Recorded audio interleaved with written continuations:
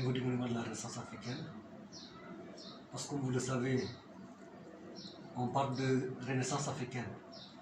Donc c'est un concept qui touche tout un continent.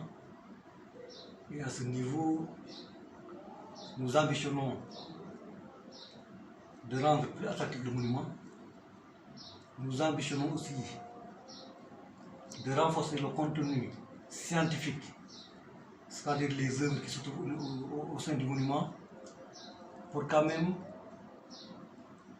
leur donner une dimension africaine.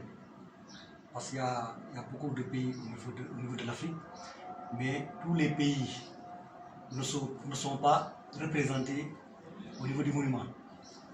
Alors que quand on parle de Renaissance africaine, quand on parle de Renaissance culturelle africaine, tous les pays africains ont quelque chose à montrer, ont quelque chose à vendre.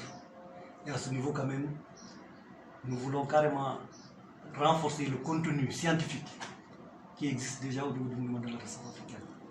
Les stratégies ne peuvent pas se faire sans la diplomatie culturelle.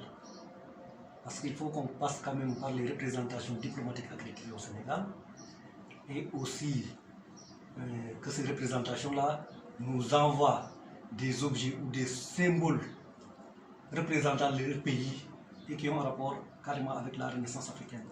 Il y en a beaucoup en Afrique, il y a beaucoup de pays qui peuvent le faire. Mais malheureusement, au niveau, lors de l'ouverture du monument, il y a juste 22 chefs d'État qui étaient présents et les autres aussi, ils doivent être présents. Leurs pays doivent être représentés.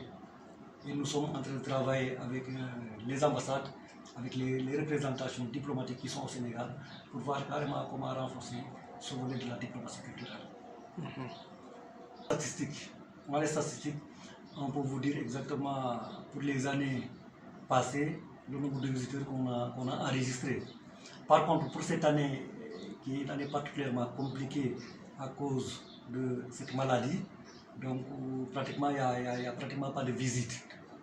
Le musée n'est pas fermé, mais les visites sont quand même à un rythme assez, disons, à un rythme très lent.